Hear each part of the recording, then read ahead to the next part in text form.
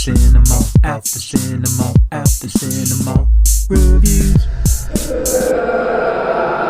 What is up, guys? Welcome to Boomer Base. Today we are back again with Luke. Say hello, Luke. Hey, how's it going, guys? I was expecting some form of like. No, I was thinking I was gonna say something Chinese, but then I was like, oh no, I'm not gonna. Ni hao. There you go.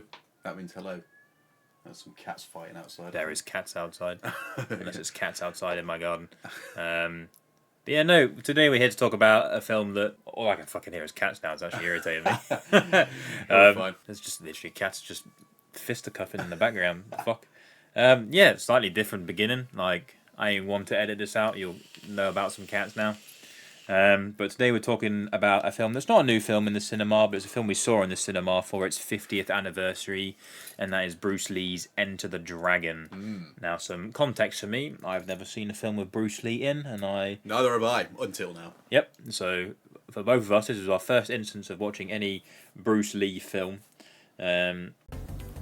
But before we get to the real content, if you end up liking what you see and want to see more, please subscribe and hit the bell to be notified anytime I upload. And for me, it wasn't bad. It's a bit of a mixed bag, to be fair. The basicness for me is that I went in thinking it was going to be a bit more like The Raid and Ip Man with the seriousness of the film, not more jokey or comical like the film was. And for me, not knowing that upset me more in the film. I ended up liking all the aspects of the film that didn't have martial arts in over the parts that did. Wow. The one bit that did really impress me was the end bit with all the fucking mirrors, because I don't know how you didn't see a bloody camera at all. What I want to know is, why does that villain have a mirror room? Like, is it just in case his operation gets foiled and he can lead whoever's attacking him into it? Oh yeah, And he knows just on the off chance he gets rumbled, he can lead an assailant into the room and take him out because he knows his way around the mirrors with his bear claw. No, what was it? He has a fake hand, doesn't he? Yep. That he can take off and replace with a weapon, and it just looked like a block of kitchen knives that he can just attach to his wrist. Oh God, Anyone but Lee, and they're fucked. Yeah, if it's basically. Lee, no. I mean, Lee does take a few Takes few a couple of licks from it. scratches, a few Wolverine scratches. I did think though, I was like, why isn't this guy stabbing Lee? Like, if he stabbed him, Lee would just be bleeding out. You know, like he'd just be bleeding all over the floor, and that'd be him done.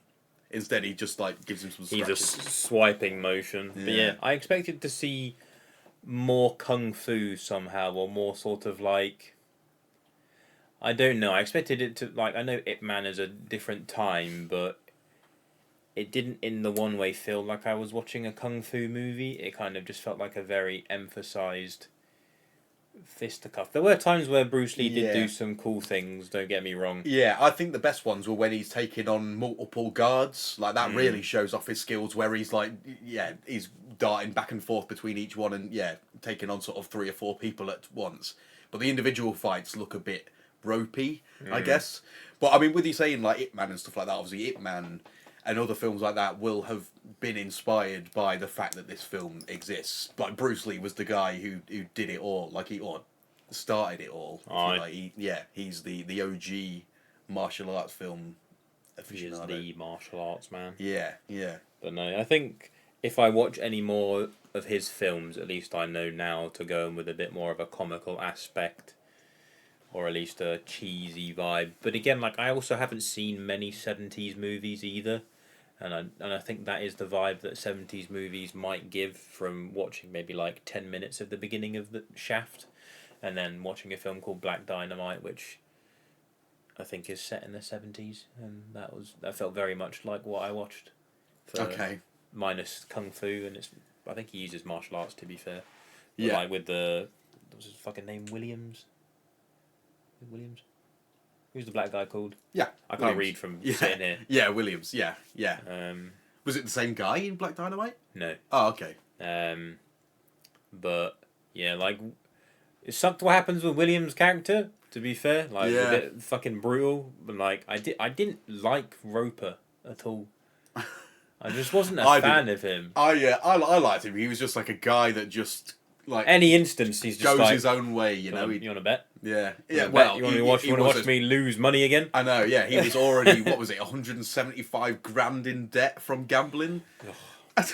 That was so funny when his character gets introduced. He's playing a round of golf, like because he looks pretty well off, doesn't he? Like he's wearing his like turtleneck and suit trousers. He's playing a round of golf. He hits his ball into the rough. He goes to find it, where three guys just happen to corner him. Were they just waiting for like an opportunity for it to go into the rough? Now's our chance. Let's get in the bushes. Let's and get him, beat guys. Yeah. So Roper beats these three guys up. And just goes back to his game of golf like nothing happened. They had knives and everything. What if they had a gun? Like, no, did they have a gun? Was it a gun or a knife? I think he had a gun, didn't he? I actually The can't guy, remember. the main guy who threatens him. Yeah, Roper just beats him up, and then all you see is his golf ball fly out of the rough and back onto the green, and he just carries on like nothing happened. It's just another day in the life of this Roper guy, beating up mobsters and returning to whatever activity he was doing before. That's great. Just carefree. I like that sort of character. Like, he's just like he has no real ties to the world. He's just doing his own thing all the time, going to cool martial arts tournaments on private islands. Go to private islands. Yeah, banging all the birds, and then then going back home and playing some golf and beating up some mobsters in the bushes. Just chilling. Too fun. Yeah. Too fun. Oh yeah, I like that kind of character. Like, Han was cool as a villain, but it was kind of like we didn't see too much of him. He feels like a two-stage villain randomly, where I feel like we should see more of him. Might not be me explaining it very well, but it just felt like He was pretty two-dimensional, I think. Yeah, the film felt rushed for me. Like, it just kind of was just... I was expecting this kind of like...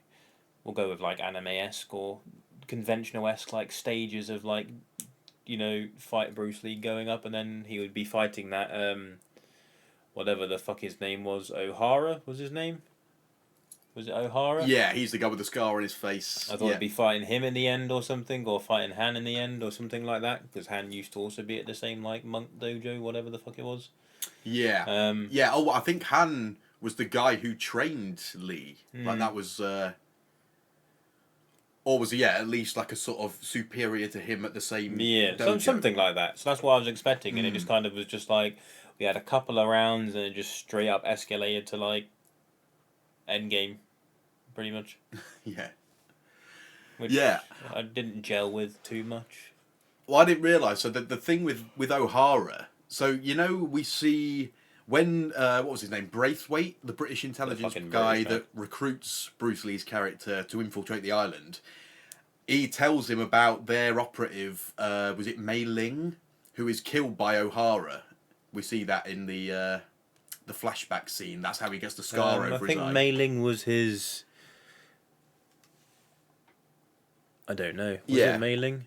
Yeah, Mei Ling is Lee's sister in the film, and that's why that's like the sort of thing that he uses to get Lee to agree to go to the island. I didn't realise that. I didn't hear that in the film. Only after reading about the film afterwards is when I realised. Yeah, so Mei Ling is Lee's sister, and that's why, because O'Hara's at this tournament, and now Lee can go and fight him, and that's why Lee kills him. I think we need to talk about that. I didn't really. Yeah, no, I understood that in the film. Yeah. Oh, yeah. Well, I didn't realise it was so personal. I thought it was because O'Hara had smashed a couple of bottles and tried to go at him with those. No. And Lee was like, "That's dishonourable. Now you're gonna die." Now you die. But, yeah, it was actually just a revenge killing for killing his sister. Yeah. I don't know how much of a fan I was when he made this sort of big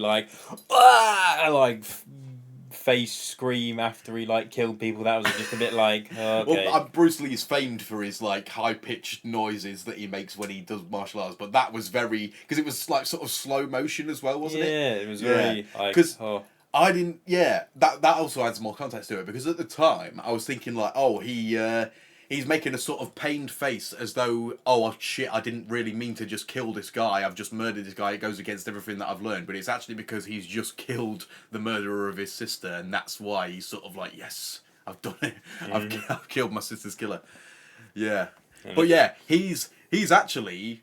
I thought he was just a guy that goes around beating the shit out of people, and not... He's a fucking murderer, isn't he, in this? Like, he's necking people left, right and centre in this. He's killing them. When he doesn't even need to most of the time. He's just snapping necks. Snapping necks, stomping on faces, stomping on necks. He is full on murder. He's just.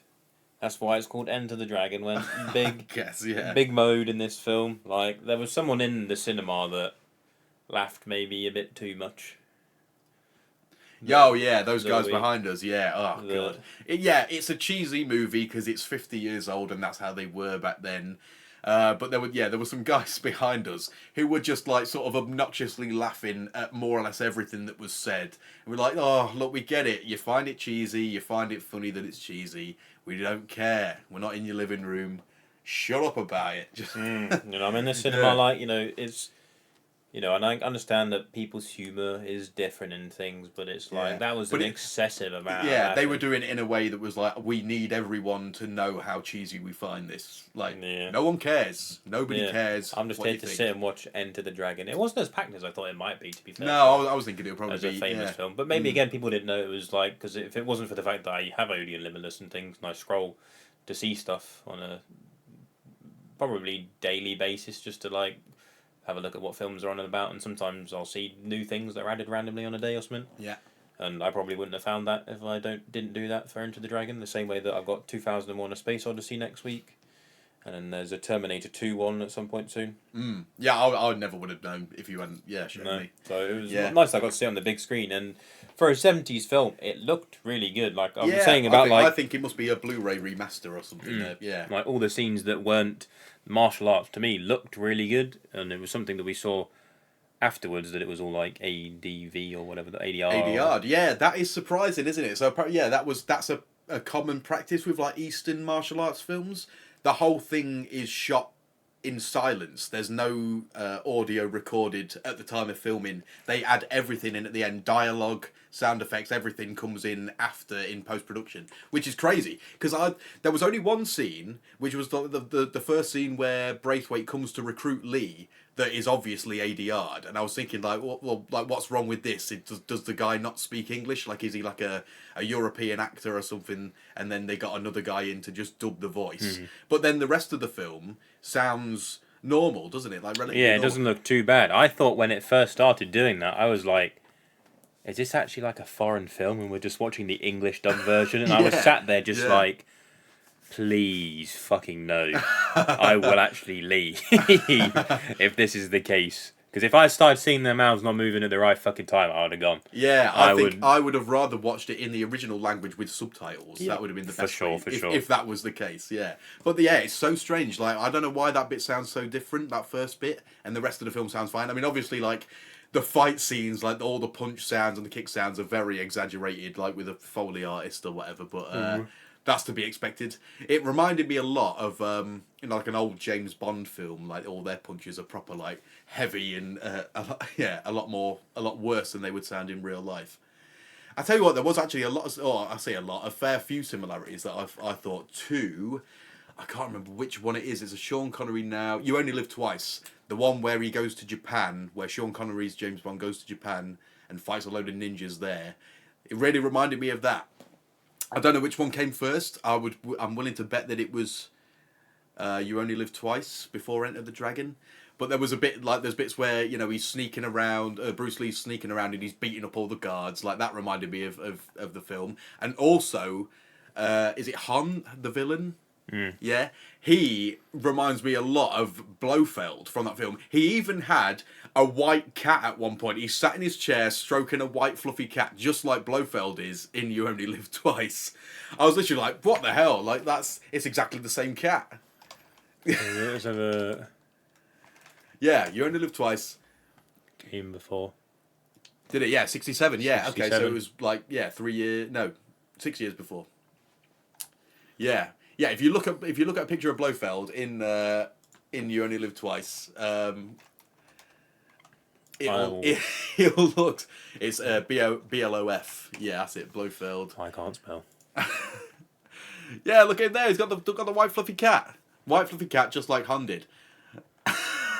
I was so shocked at that. I was like, my God, he's a villain in the chair stroking the cat. That's classic. To be fair, like from looking on the IMDB page, I've at least found the quote I wanted to find, the bit I found hilarious of when O'Hara throws the boards and smashes it and is trying to look all intimidating. And then Bruce Lee's just like, boards don't hit back.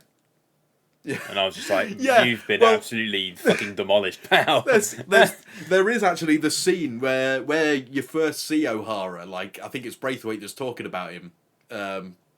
You see him, like, breaking a load of boards, and then he's having, like, bamboo, or no, they're not bamboo sticks, they're thicker than that. They're like thick poles, wooden poles broken over his body to demonstrate how tough he is. He doesn't even look that muscular, to be fair. He's like 70s muscular. But, there's one bit where he gets a pile of boards that he's going to break, and they set it on fire just before he does it. And I'm like, what's that going to do? It's just boards on fire now. That's doesn't. What? It's not even going to be hot. He's punching so fast that it wouldn't even feel the flames. It's not going to make it harder to break. What's that about? It just looks cool, I guess. Yeah, not at all. Like, he was just weird. It didn't really feel like there was many. I don't know. It just felt like a very odd film. I'm not sure on the style. It just could be from when it came out that I'm not used to. Like, because it's definitely an era that I've not seen many films for.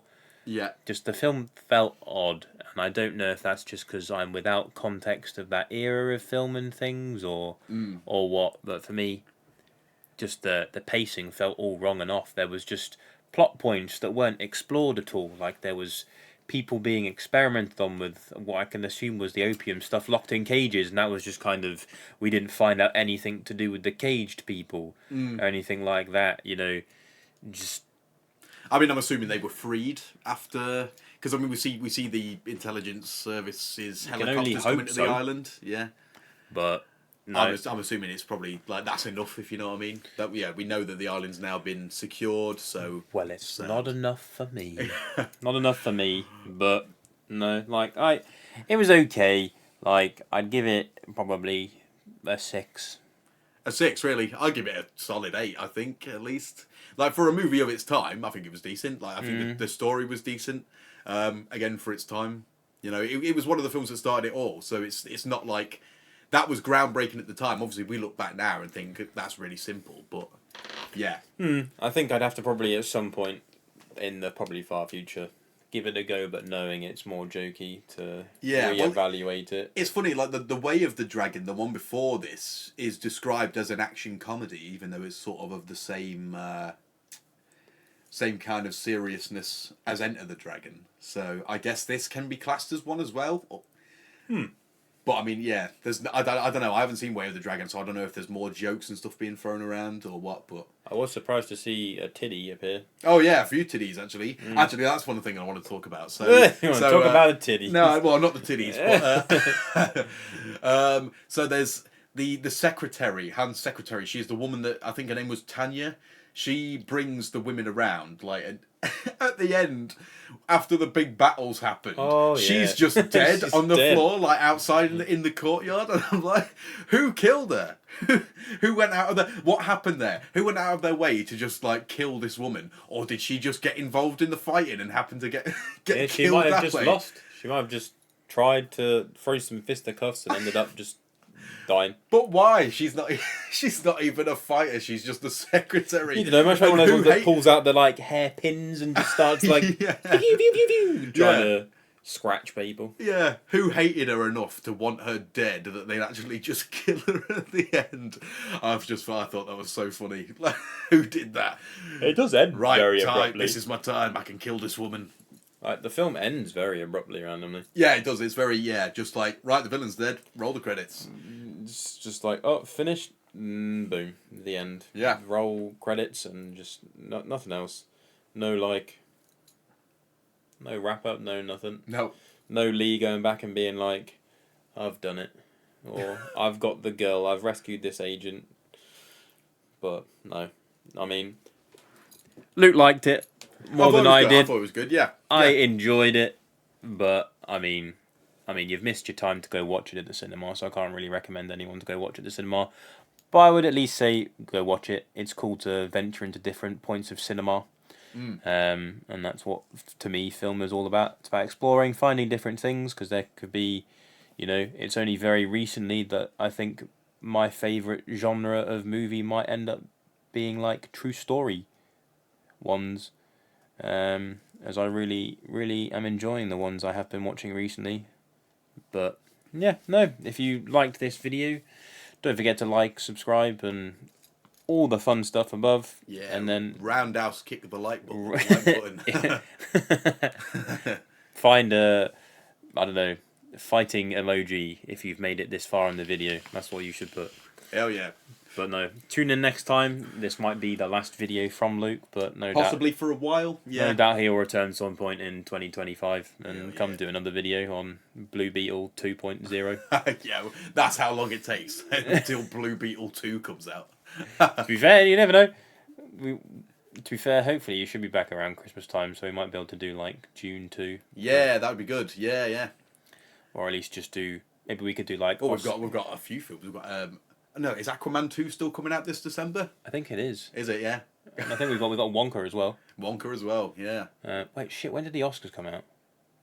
The Oscars usually they're usually in January, aren't they? Like in. We could even do a video thing of just being like, what do we think for each category would go into the interesting. the Oscars, Yeah. and I could get my very good friend Marshall to edit that video so it would just look better. How many categories would we go into for that? Because We'd go into all of them. all the categories. Probably minus there the are short. some that I just don't care about. Minus the short ones, because we don't watch short Okay, stuff. yeah, that's fair. Yeah.